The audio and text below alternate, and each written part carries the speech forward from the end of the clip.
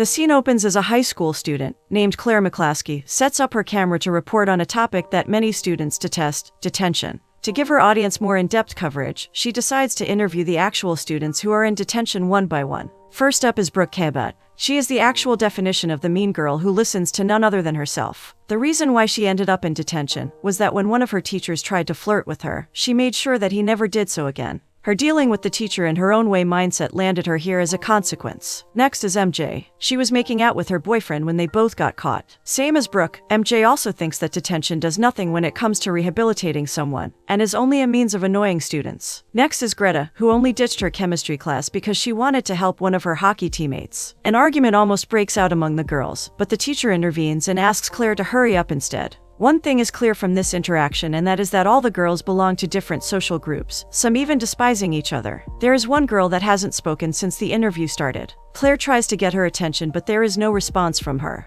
Brooke reveals that actually, she is a new girl who only broods all day and never speaks much. There are even some rumors about her that she is a devil worshipper. Just at that moment, the camera reveals the new girl standing right behind Brooke and staring right at the camera. Unlike what Brooke had claimed, she appears to be rather friendly and introduces herself as Jules. It's already clear that she is the oddest in the group. Her reason for being in detention is that she sent a guy to the hospital who tried to touch her inappropriately. All the other girls are shocked to hear this, as the guy she pushed is more than 200 pounds, and it is impossible that she did all that damage to him by herself. The only explanation Jules has for this is that she was able to do it because she believed in herself. Brooke is already weary of Jules. She doesn't believe a thing Jules says and even challenges her to show them some magic if she isn't bluffing. Jules smiles knowingly. She raises her hand in the air, muttering a spell under her breath, and suddenly, the alarm goes off. They are all escorted outside while the firefighters secure the premises. Jules explains that the reason she was able to do it is that they all believed in her. Together as a group, they helped her make the impossible possible. While Brooke still thinks it was all fake, all the other girls beg Jules to teach them how to do magic just like her. Jules, who just wants to leave, agrees when they promise that they are going to take this more seriously, just like a religion.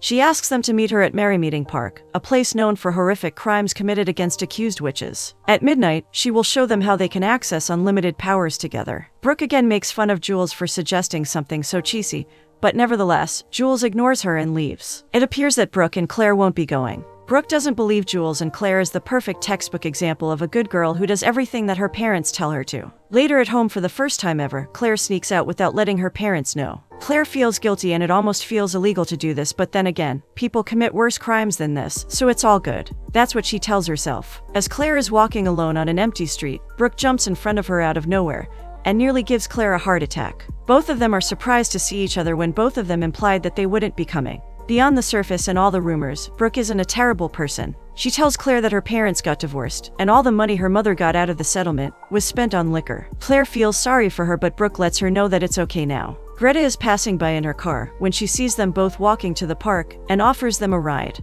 They are finally here but are disappointed to see that there is no one. Out of nowhere, Jules appears and announces that they are late. They need to get on it as soon as possible. Quickly, Jules makes a pentagon on the ground with salt. Greta points out that it looks satanic, but Jules assures them that their pentagon is different. It represents 4 primal elements, which are earth, wind, fire, and water. 5th is the spirit that belongs to the people who have passed away. All of them dig a hole at 5 different points and bury a chunk of their hair as an offering. On a piece of paper, there are some chants written to make like-minded souls bind together. The girls couldn't be more different from each other, but the fact that they are here together represents that they are the same. To make a strong coven, all the girls stand in their place and chant the spell together. After performing the ritual, they sit together and gossip about the witches who passed away here, right in this park, during the pre-Salem witch trials. Jules tells them about a woman named Mary Perkins, who, although discovered alive, was later blamed for the massacre that they themselves. Just as they are talking, a woman's scream in the distance grabs all of their attention. They run to the site where they buried their hair and are horrified to see that they are no longer there. Someone dug their hair out and stole them. Although the girls are terrified, Brooke mentions that this is why they came here. This only proves that their ritual worked. Later in school, Claire ditches her usual group of friends and goes to sit with Jules, who is eating alone. MJ is also here, and it appears that she is still shaken up by what happened last night. She suspects that someone might have stalked them and stolen their hair just to mess with them. Jules takes out the paper with the spells on it and begins to look for some explanation, when MJ's boyfriend, Darren, and his best friend, Jason, sneak up on them from behind and snatch the paper from Jules's hands. Darren is pissed at why MJ would sit with them rather than him. Greta comes from behind and single-handedly manages to take it away from him. Before leaving, Jason inquires if Claire has done the trig homework, but she reveals she hasn't. He too, just like Darren, leaves, disappointed. Unexpectedly, Brooke, who was a skeptic before, also reveals that now, she too, believes that their ritual worked, rather than MJ's stalker theory. Now, to seal the deal, they have to perform the second ritual, which is commencement. Brooke offers to host them at her house for the ritual at 11 p.m. Although all the other girls agree, MJ has her doubts. She is still scared of what's happening and is worried that she might be making some deal with the devil. Jules tries to assure her that they are only getting powers from the natural vibrations around them. If MJ decides not to join them for the commencement, then there will be no coven as they are now all bonded for life. Brooke is worried that their ritual might not work because of MJ's chickening out. She shares her thoughts with Claire and asks her to convince MJ before something bad happens. Mr. Dwyer scolds Brooke for interrupting the class, but she retorts back with sarcasm. He decides to ignore her and continues teaching the class. Everyone is at Brooke's for the last ritual, but MJ still isn't. The ritual is about to begin when there is a knock at the door, and it's revealed that MJ has finally decided to join them. Seeing MJ, everyone takes a sigh of relief. With her here, they sit in a circle and start chanting the spell. The chanting ends and they wait for a sign, but the only spooky thing that happens is the flickering of lights. It's quite underwhelming for the girls as they had expected something more. Greta suggests that they should test their new powers, and Jules tells them that it's quite easy. They just have to come up with some mantra and focus their energy on the center. Again, all the girls sit in a circle with a book in the center and repeat their own mantra to levitate the book. Nothing happens. The girls are disappointed, but Jules still hasn't given up. She tells them to believe that the book is already in the air, and when the girls start to chant the mantra with this mindset, the book actually begins to float in the air. Once they accomplish this, all the girls look towards Claire, who has no idea what's about to happen to her. Now they all chant the same spell, but this time, for Claire to be lifted in the air.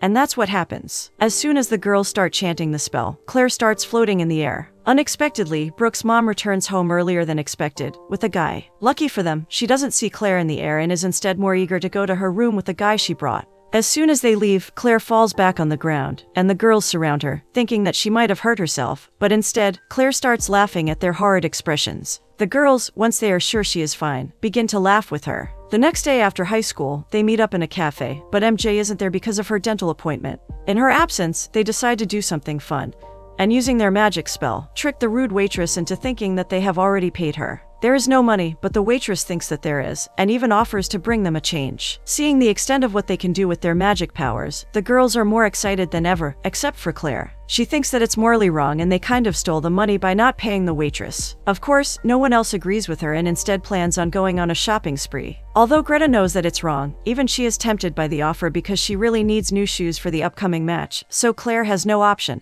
but to follow them. At the store, they pick up whatever they want without paying them anything. Thanks to their magic abilities, they even get their hair done and some gold jewelry as well. Without any fear of getting caught, they continue to shop for whatever they want except for Claire. Darren finds them in the street and asks if they have checked up on MJ, who is in pain because of her dentist appointment. All the girls are embarrassed because, during their shopping spree, they totally forgot about her. The next day in school, Brooke stupidly decides to make a haul video in Mr. Dwyer's class and is again scolded by him. He asks her to answer a question, but she has no idea what it is. He is about to scold her again when Claire answers, instead hoping that he would stop bothering Brooke. Instead, he embarrasses her more by comparing her to Claire and calling her the dumb one. Brooke is enraged by this, and when Claire sees this, she starts chanting that Mr. Dwyer is a coffee mouth. Brooke joins her, and surely, he begins to spit coffee from his mouth. All the students laugh at him and, embarrassed, he quickly runs out of the class. After the class, all the girls sit together and laugh at what happened to Mr. Dwyer. Although Claire feels bad about it, all the other girls think it's justified because he is a jerk to everyone.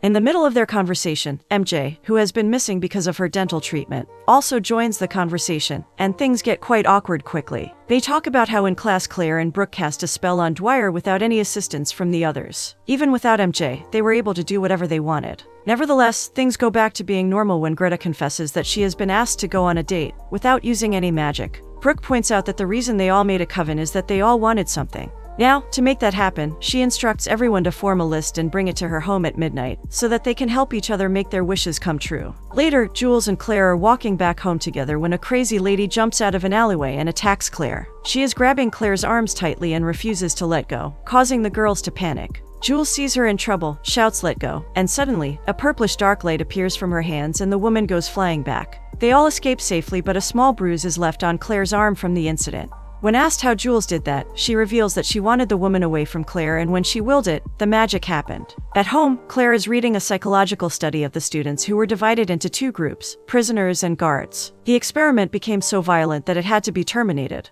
The temptation of power and dominance was too much for them and they yielded to it. She correlates this experiment with detention, the same project that brought her closer to her new friends at the start of the movie. She is busy reading and documenting it when her younger sister sneaks up on her and jumps on her. Their mother comes to Claire's rescue and asks her sister to do her homework instead of just annoying her. They reach Brooke's home, but she is already waiting for them outside. Her mother, again, has the same guy over, so they have to go somewhere else. Thankfully, Greta has a car, so there's not much trouble, and she takes them to the woods where they sit and talk about their to-do list. Most of their wishes are superficial, like MJ's, who wishes for surgery to enhance her back, and Darren's to propose to her. Jules, on the other hand, wishes to be the crowned queen at the coming spring fling. Claire thinks that they should be careful what they wish for and advises the girls to narrow down their list. Reluctantly, they all agree and decide what they want to wish for first. Greta wishes for a win in an upcoming match and a new car. Brooke wishes that Dwyer starts treating her well, and that her mother stops drinking alcohol. MJ wishes that Darren proposes to her as soon as possible, and Claire wants nothing but her father to have a job and her little sister's stutter to be gone.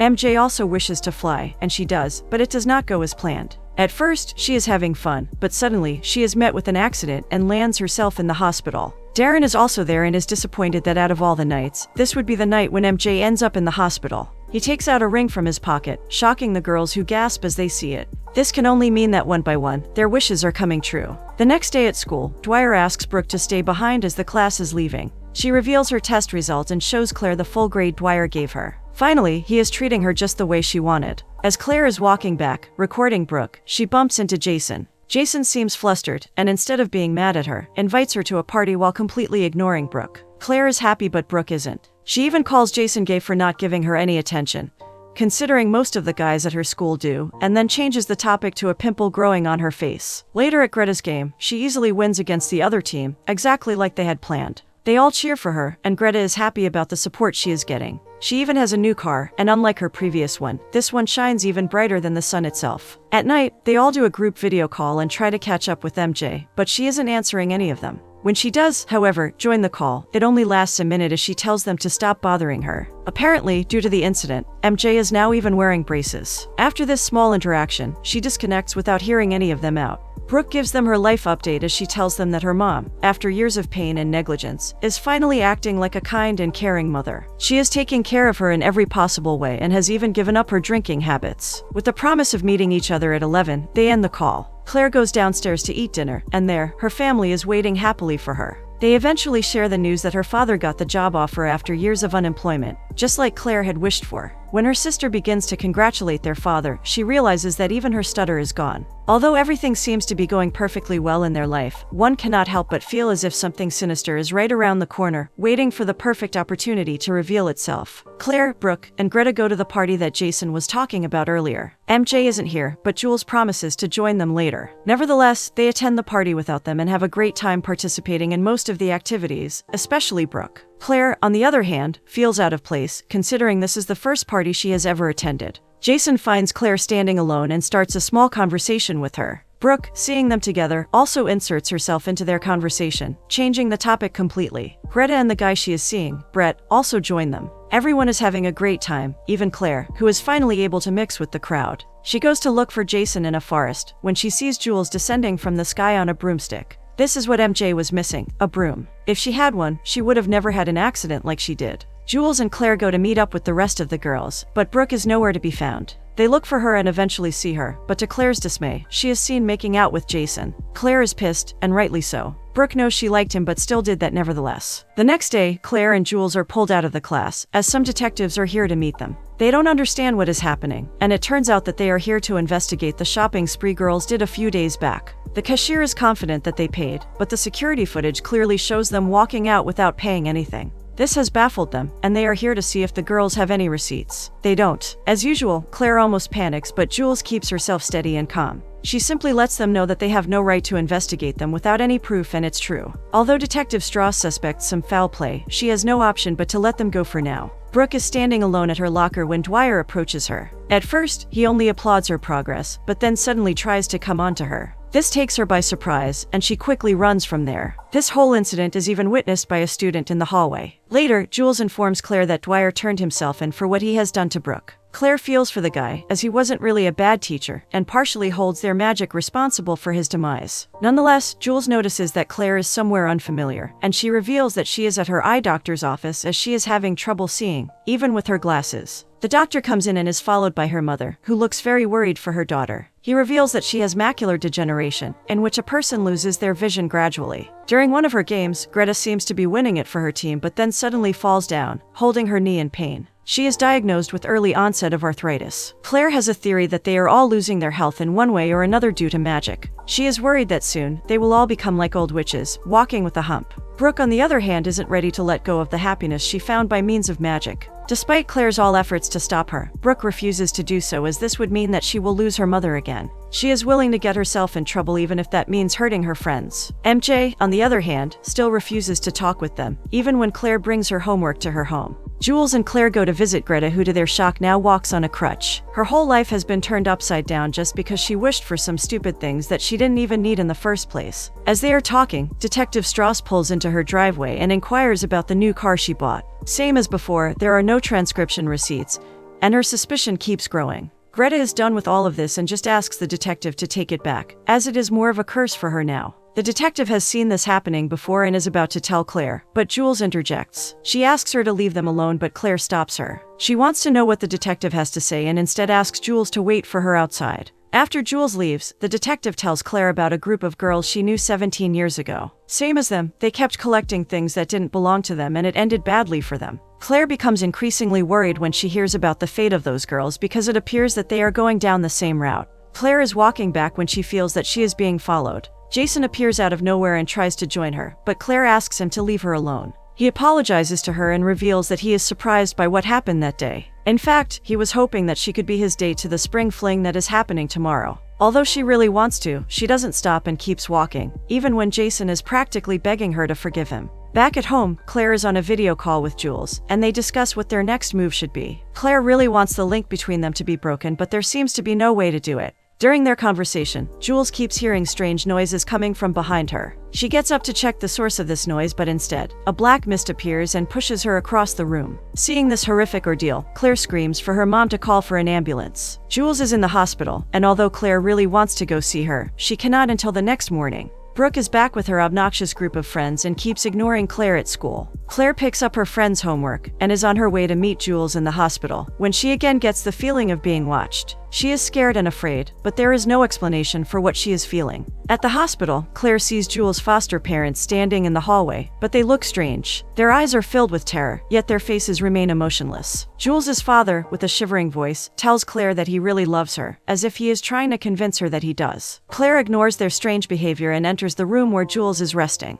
She reveals all the details about the horrific incident and tells her that when she woke up, she found Brooke's hair strand in her fist. She asks Claire to be vigilant, as she fears that if Brooke was able to do this to her, then she might go to any extent to hurt them. Jules suspects that Brooke is still practicing magic and wants them out of her way to achieve her goals. Claire is back home, still terrified at what might happen next, when she hears noises from outside the window. She goes to check and sees Brooke standing there. Brooke is here to talk about something, but Claire is scared of her. She knows that there is no other way but to confront her. To protect herself outside, she casts a spell to become invisible when she says the word invisibility, and under this safety, leaves the house to meet up with Brooke. Brooke tries to make a small conversation, even asking her if she is still mad about Jason's situation, but Claire doesn't say much. Brooke notices that she is more on the edge and is acting defensive, so she takes a step towards her, which Claire finds threatening and says the magic word for visibility. Brooke laughs at her feeble attempt at protecting herself. Brooke attacks Claire with electric powers, but Claire manages to escape. Claire disappears and then reappears, 10 times bigger than her usual size. They both fight some more, and when they are finally done,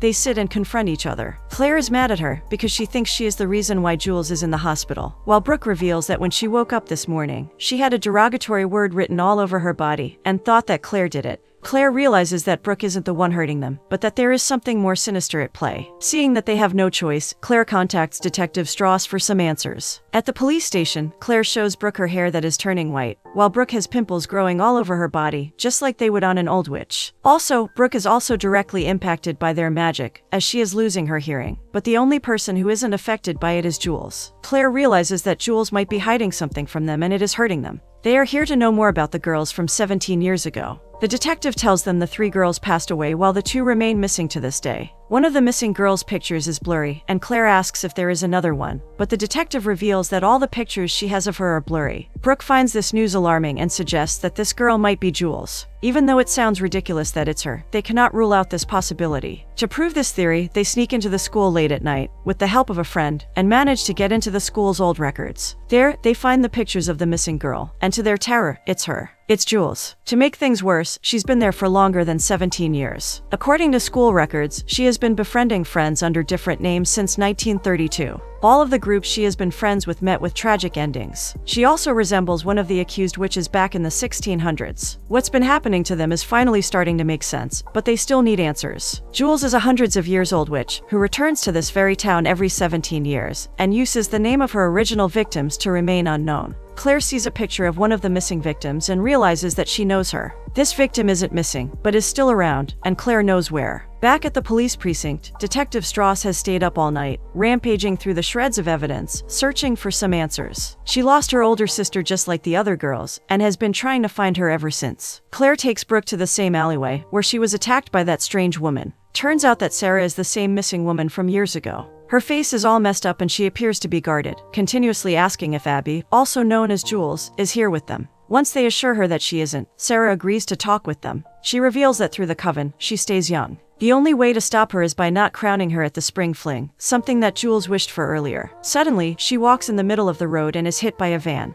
They leave the scene quickly, as detectives are already suspecting them. They contact MJ and come up with a plan of taking Jules down. Back at the hospital, Jules is traumatizing her fake foster parents, who can do nothing but whimper in fear and follow her every instruction. Surprisingly, MJ is here to visit Jules. After asking about her health, MJ informs Jules that Brooke and Claire have been missing since last night. Jules is surprised to hear that and advises MJ to keep herself safe. She also gives her a smoothie that MJ promises to drink on her way home. On her way out of the hospital, MJ calls Brooke. It was all part of the plan, to make Jules believe that Brooke and Claire are out of her way. Girls had earlier advised MJ to not eat or drink anything that Jules offered her, as poisoning is her most common method of eliminating anyone who threatens her existence. At the spring fling, the girls, including Greta, chant the spell to make sure that Jules doesn't get crowned. MJ loses another tooth, indicating that the magic is working. The party is almost about to end, but there is still no sign of Jules. Even if their spell works and she doesn't get crowned, the girls fear that then she may come for them. Finally, Jules makes an entrance and surprises everyone. She walks arm in arm, with Jason at one side and Brett on the other. Though this might have hurt the girls before, right now, they have bigger things to worry about. The time has come for the coronation, and the host is handed the envelope, which has crowned the queen's name. Jules is confident that she will be the one wearing that crown, but when the name is announced, all her dreams are crushed. It's some other girl's name, and she walks past Jules, even calling her a freak on her way to the stage. After this humiliating defeat, Jules sees the girls hanging around together, and walks toward them, along with Jason and Brett tailing her. She tries to act innocent, but the girls have had enough. They know the truth about her, and they don't even try to hide it this time. Finally, Jules's whole facade deteriorates, and she starts to show them her true colors. She not only threatens them, but also their families. Hearing her threaten her relationship with Darren, MJ is overcome with anger, and in a fit of fury, she attacks Jules. Jules uses her magic powers and fights her and anyone who comes to attack her. Seeing this as a chance to escape, Brooke and Claire, along with Jason, run to find some safety. Unfortunately, Jules is catching up to them, and they don't have much time left. Moreover, she offers that if they give her Jason, she will let them go.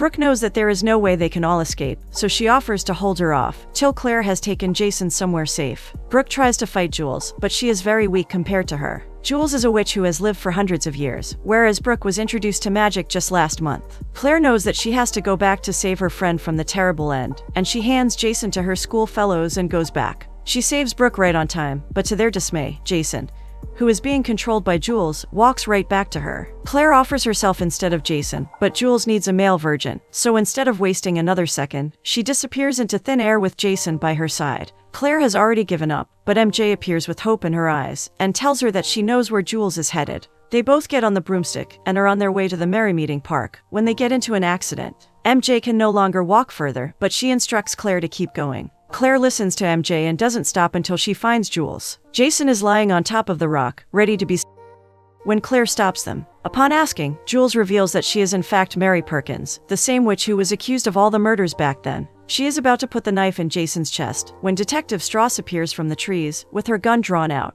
Instead of fearing the weapon, Jules walks towards the detective, and although her hands are up, she attacks the detective, using magic. Claire, seeing that she alone cannot defeat her, calls upon all the victims of Jules throughout the time to help her. As she is chanting, MJ also joins her, and together, they manage to summon all those tormented souls. Jules is busy fighting the detective when all her victims' souls surround her. Jules tries to fight them off, but she is helpless in front of them all, and finally, after turning to her true form, disappears for good. The detective also gets to see her sister for the last time before she too vanishes. After the whole ordeal, the detective takes a sigh of relief, seeing that the girls are all right, and instructs them to visit the station to give their witness testimonies. Claire has completed her project about detention, but left the ending open, so there could be more than one answer. She is discussing her project details with one of her geek friends when Brooke enters the room and asks Claire if she is going to join her. Claire is happy to do so and walks out. This incident has only brought Claire, Brooke, Greta, and MJ closer together. They appear healthier than before and spend most of their time together. Jason, who remembers nothing from last night, approaches Claire. This time, before something happens, he hastily asks her if she wants to go out with him. Claire, with no hesitation, replies yes, and then leaves with her friends. Although they appear happy and lively, someone is still keeping an eye on them, waiting for an opportunity to get their revenge.